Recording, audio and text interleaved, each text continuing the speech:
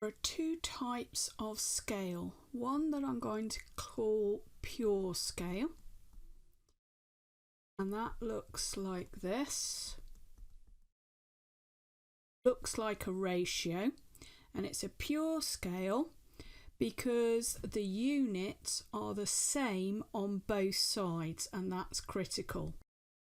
So a pure scale, although it looks like a ratio, has a different interpretation. So this particular pure scale is telling us that the larger item is 10 times bigger than the smaller.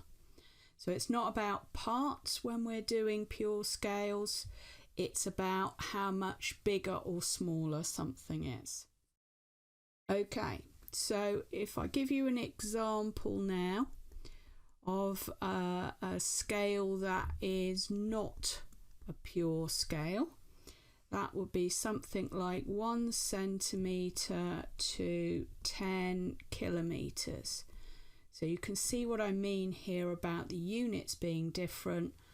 We've got centimetres and kilometres. Now you may be asked to change something that looks like this into the pure scale form. So what you need to do is change the bigger unit into the same as the smaller unit. So let's do it on this particular example. So we're going to turn that 10 kilometres into centimetres. So 10 kilometres is the same as 10,000 metres. Remember, there are 1,000 metres in every kilometre, and there are 100 centimetres in every metre, so that means altogether there are 1 million centimetres in 10 kilometres, and so this written as a pure scale would be 1 to 1 million. And this is often why they're not written in this pure scale form, is because people find these large numbers challenging to work with. So let's do an actual example here. So it says on a map with a scale of 1 to 400,000, the distance between town A and town B is 3 centimetres. What is the real distance between the towns in kilometres? So our scale is 1/400,000, and we're told that the distance on the map is 3 centimetres. So the relationship between this and this is that that's 3 times bigger. So we do the same on this side, and so that means that in reality it would be 1,200,000, but that is in centimetres, and we've been asked to give it in kilometres, so we need to change that into kilometres. So every metre has 100 centimetres, so that changes it to this. And then every kilometre has 1,000 metres, so that means it's 12 kilometres, the actual distance. So let's try another example. So here we've got a plan of a kitchen, and we're being told that 2 centimetres represents 1 metre, and that the width of the freezer on the diagram is 1.5 centimetres. And we're being asked what the real width of the actual freezer is. So we have 2 centimetres representing 1 metre. So this isn't a pure scale. And we want 1.5 centimetres. So if 2 centimetres represents 1 metre, then 1 centimetre must represent half of a metre,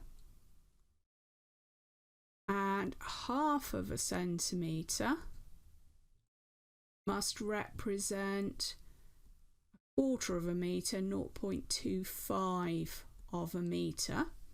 And then if we add these two parts together, we can see that 1.5 centimetres must represent 0.75 metres or 75 centimetres. Let's do one more example. So the distance between the church and the school is 8 kilometres. And using a scale of 2 centimetres to 5 kilometres, we're being asked to find out what the distance would be on the map. So we're going the other way round this time. So our scale is 2 centimetres, represents 5 kilometres. And we're aiming for 8 kilometres. So we're going to have to break this down again. So the easiest thing to do here is to work out what 1 kilometre would be. So to go from 5 kilometres to 1 kilometre, we'd have to divide by 5. So we need to do the same thing on this side.